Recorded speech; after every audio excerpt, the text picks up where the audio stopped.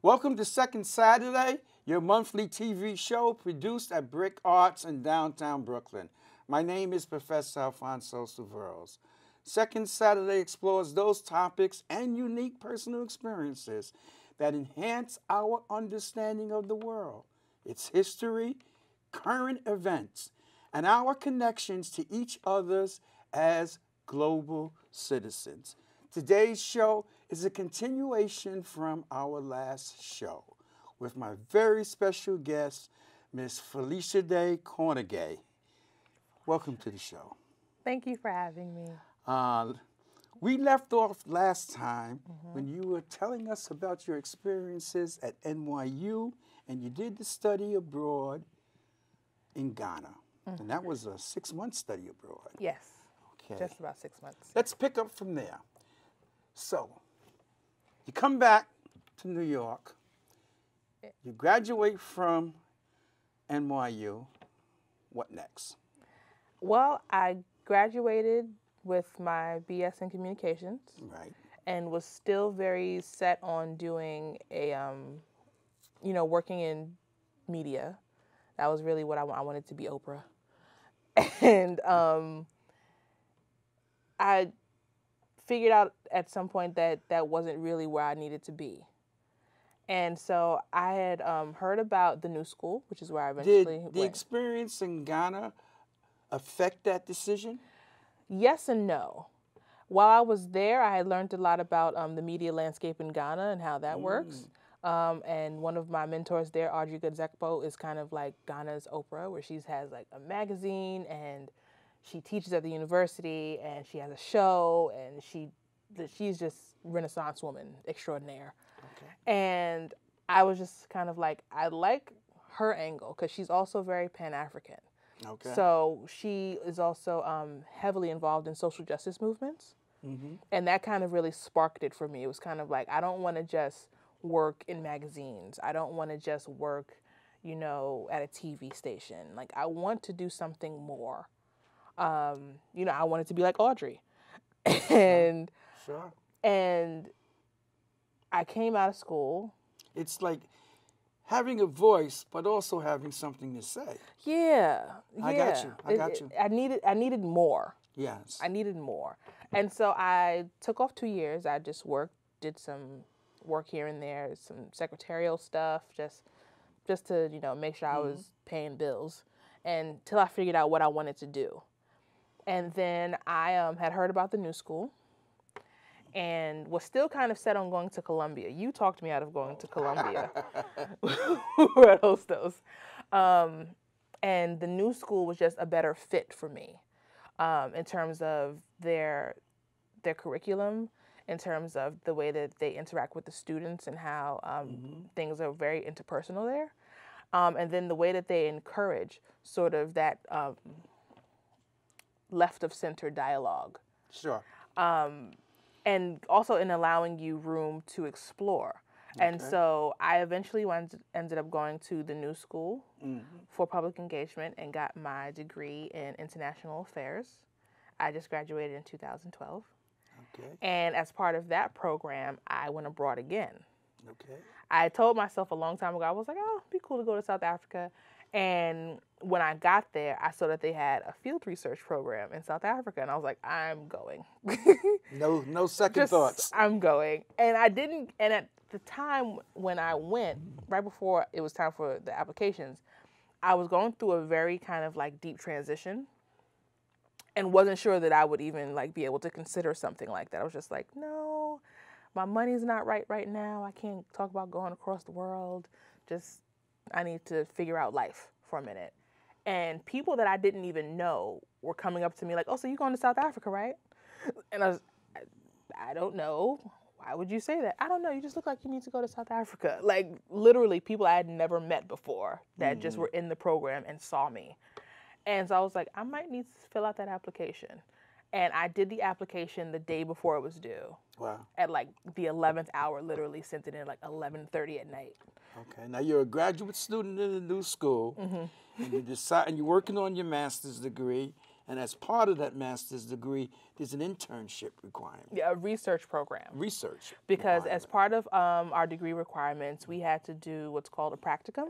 Yes. Either a practicum or a thesis. Okay. And so the research that I did in South Africa contributed to my practicum, or at least in laying out my practicum experience and directing that. So off you go to South Africa. So off I go. I get accepted into this program at the last minute, and I'm gone. I leave, and I believe we have a picture of you in South Africa. Can you? Oh, yes. This is me sitting on the rocks. That mountain range behind me is a part of the Table Mountain Range. Mm-hmm. And this is out in Camps Bay. What lake is that? That's a part of the ocean, actually. Ah. Yeah, that's a part of the ocean. The ocean comes... Oh, it comes inland like... Yeah, it comes inland like that. Okay. And so that's the part of the Indian Ocean, actually, that side. Okay. Okay. Yeah. Right. Because Cape Town, the Indian Ocean meets the Atlantic. Mm-hmm. Okay. Yeah, so that's the Indian Ocean side, where the water's a little warmer by like 2 degrees. Oh, okay. South Africa. It's a beautiful place. That's me on Table Mountain. Not at the top, but at the entrance to the trolley that takes you up on top. What is behind you? That's Cape Town, all of Cape Town behind me. Mm-hmm. So you see the mountain on the one side, and then all of that behind me is Cape Town. So that's all of Cape Town, the lowland area. Okay. All right. Yeah. It's a little dark, but it's a good picture still. It's a good picture. It gives you a perspective of the size of Cape Town. And it was also cold. Okay. That was, now you go to Cape Town. Mm-hmm. And this is part of your student experience. Yes. Tell me about the setup. They put us in housing. Mm-hmm. And it was a bit more open versus the NYU one because we had to find our own way around. So for the first 2 weeks, they say, okay, well, here's this, and then this is where this is. Here's where you'll be working. Have a good summer. And you're kind of on your own. Okay. And I preferred that more. I felt more like free to explore in that way because there wasn't so much hand-holding. Did you know involved. anyone in Cape Town? No, just my fellow classmates Okay. and housemates. But it was a good experience. It was a really good experience. I was working at the time with this organization called the Open Democracy Advice Center, and that helped me with my bringing media to social justice because they are an organization that uses media to advocate for whistleblowers. Okay. And so what I did, I was their research intern, and I would contact government officials, organizations on their behalf, help set up press releases, all those sorts of things. Mm-hmm. And we would create media products to help get the word out about these whistleblowers and what it is that they were blowing the whistle on. Ah. And so that was really fun. I learned a lot with them, and I still keep in touch with them as well. Okay, now you're working in Cape Town. Yes. And that has to be a completely different experience from Ghana. Yes. Even though it's still Africa, but completely different. This is South Africa. This is the land of apartheid, Mandela, Bishop Tutu, Archbishop Tutu. Tell me about this. How did it feel being? It felt like you were Cape Town is a beautiful city.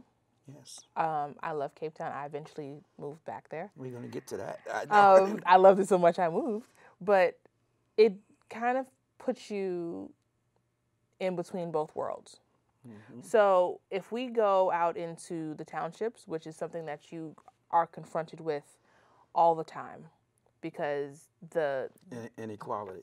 Yeah, the delineation between poverty and wealth is very almost just paper thin. So you would go into these areas, like let's say Camps Bay, where I was, mm-hmm. And maybe drive down and you'll see some area where it looks like you're on Miami Beach. Right, just palm trees and beach and people sitting out drinking daiquiris and just all of that sort of thing. And you go a few blocks up mm-hmm. and there's rows and rows and rows of shacks. Right. And the way that everything is in such close proximity is something I had never seen before. Yeah. And I still haven't seen anything like it Now, in any of my travels. it's not 100% a black or white issue. You're looking at income and also class and income, because you have many black South Africans who are extremely well off. Not quite the story, huh? Not quite the story. Okay. Most of the people, the people that you would see typically living in those shacks are black and That I brown know. people. No doubt about that. And when we talk about wealthy blacks in the South African context, that comes a lot from the world-renowned Black Economic Empowerment Plan, which I learned upon arrival failed miserably. To where you have these people who are sort of like here in the U.S., where you have a few people say, well, racism is over. Look at Jay-Z. He made it. We have Oprah. And it's sort of the same sort of thing where it's like, well, look, we have, you know, Kenny Kunene. Like, he's made it. And it's like, no, but everyone else around him can't make it because the school system is crap, you know, because infrastructure in the townships is crap. And so there's all these other things, but you have these token people who are lauded as like proof that this plan worked. It'll take a major investment on the part of South African government to change that around. An effort that doesn't really exist. I know. Which is painful. Yeah. So, you're there for a summer program. Yes. And a mere 2.5 months. You're working for a social justice agency. Mm-hmm. And I assume you made a number of friends while you were there. I did. Okay. Summer's over. You head back to New York. You're back at the new school. This is your last semester, last year after that? My last semester. And as soon as I came home, I said, told my family I'm moving to Cape Town. Did they look at you like you were absolutely a little, you know? They're like, what? I said, I'm gonna move to Cape Town. I was graduating. I'm working on this degree in international affairs, and my idea was like, why not go international? You know, so instead of looking to work, you know, behind a desk here in New York, why not go there to where I'm interested and contribute my services? But you had no job there. I had no job. No job, no visa. I just was like... You had no apartment there. Just a hope and a dream. A hope and a dream. And it worked out. And a few friends. And a few friends. Let me tell you, and those connections really helped me because, first of all, I follow a lot of omens and signs. And while I was there, as part of my work with ODAC, we had to produce a separate project, like a hand-in project for the end of this, because it's a semester. We still have to get graded. And so I finagled my way into this lawyers conference. I love it. Up in Johannesburg at the University of Witwatersrand, Wits. And I did this presentation on how socioeconomics affects the way that lawyers treat people, even pro bono lawyers. Needless to say, all the pro bono lawyers in there hated me. But I spoke truth. So I remember I was in the cab on the way back to where I was staying, this lodge. And the taxi driver realizes I'm American. He goes, well, what are you doing here? I'm saying, oh, I'm doing this presentation at the university. This is all part of the internship, right? Yes. Okay, right. So I'm doing this presentation at the university on XYZ. And he stops like mid-traffic, like we're almost at the intersection. I'm scared he's about to get hit by another car coming behind us. And turns around and he's like, you have to come back. And when you come back, bring your people with you because they won't listen to us, but they'll listen to you. And I was like... That's a pretty powerful statement for a South African to say to a non-South African about South Africans. Absolutely, because even when I was given the presentation, I'm getting this extreme pushback from these lawyers in the room who are white. And then you have a few law students who even in the mindset of like not sitting in the front, they go straight to the back. And there were other people who attended the conference who weren't in law, but came to attend the conference because they wanted to be a part of discussions and what have you. And felt the need to go immediately to the back.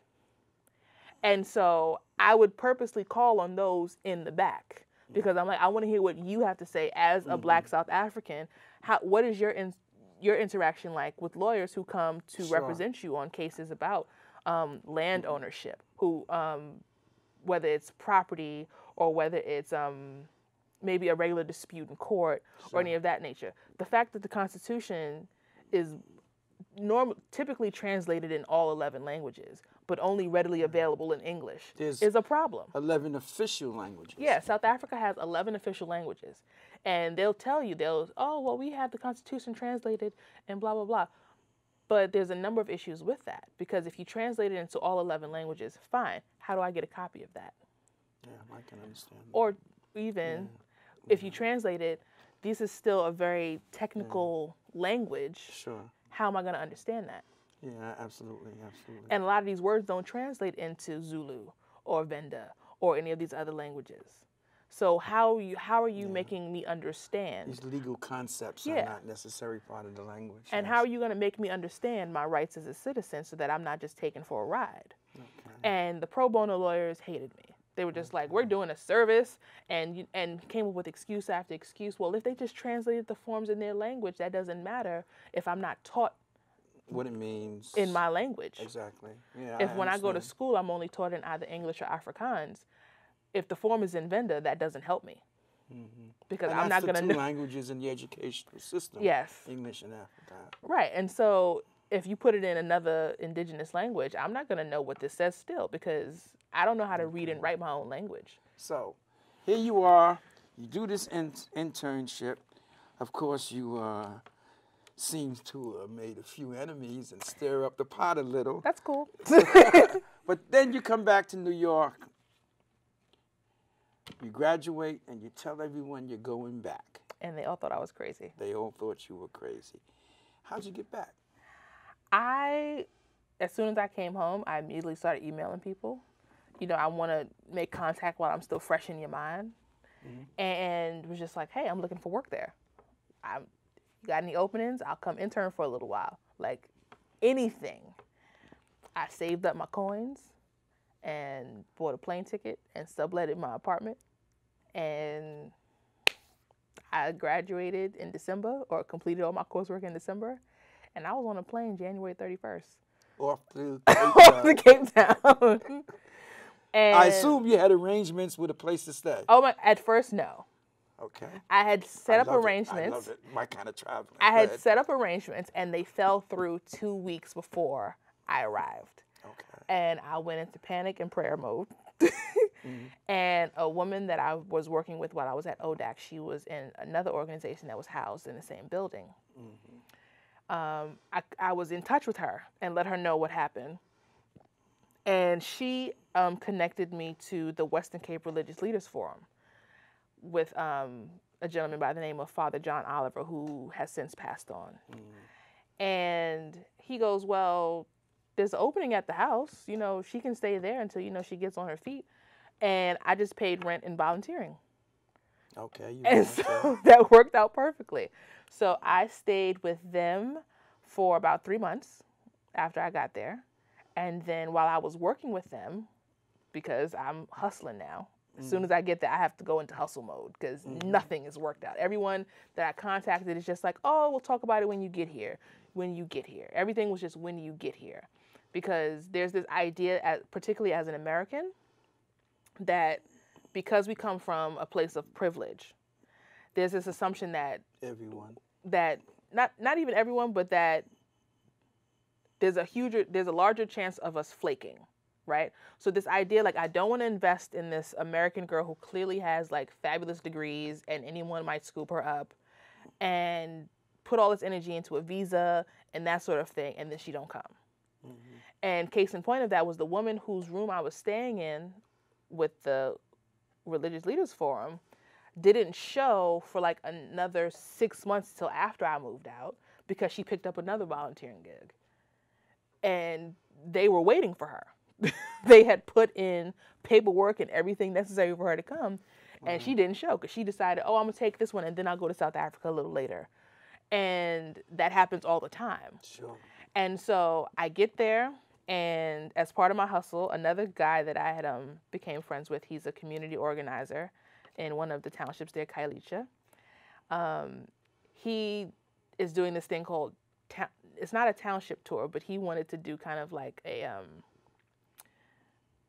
not make it so much so it's like voyeuristic. So he did this thing, he purposely got people who were engaged in social justice issues from around the world. So there was like people from the Netherlands on the bus, people from Germany. We had some Ecuadorians on the bus, just very kind of random mishmash.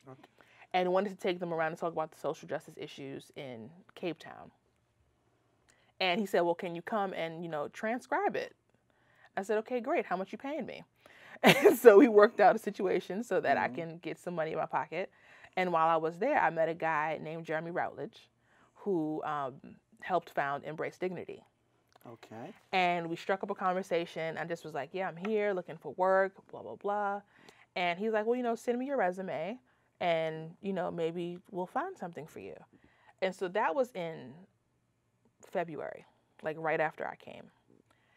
And so I get a call from Nozizwe Matlala Routledge, who is the executive director of Embrace Dignity, like mid-April. I have no idea who this woman is. She's just calling, leaving me a voicemail. Calling you from South Africa. Calling me in South Africa. Okay, in South Africa. And I'm just like, okay, a job, fine, but what organization is this? Like, it had completely slipped my mind. I hadn't seen this guy since mid-February. So she offered you a position.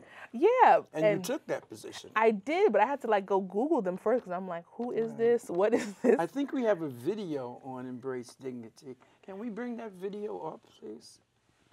Embrace Dignity. Is there a video? And if there's a picture, that's me. Oh, this is you as part of the team. Yes. In Embrace Dignity. So I guess we won't be watching the video, but that's okay. We'll move on. But yeah, I came on board. She, offered me a position, starting out sort of like as an intern. And then I recognized that they still had a lot of voids that needed to be filled, and kind of really just stepped up to fill those voids. I was like, well, you have me. You can't hire all these other people. And So, I need the work.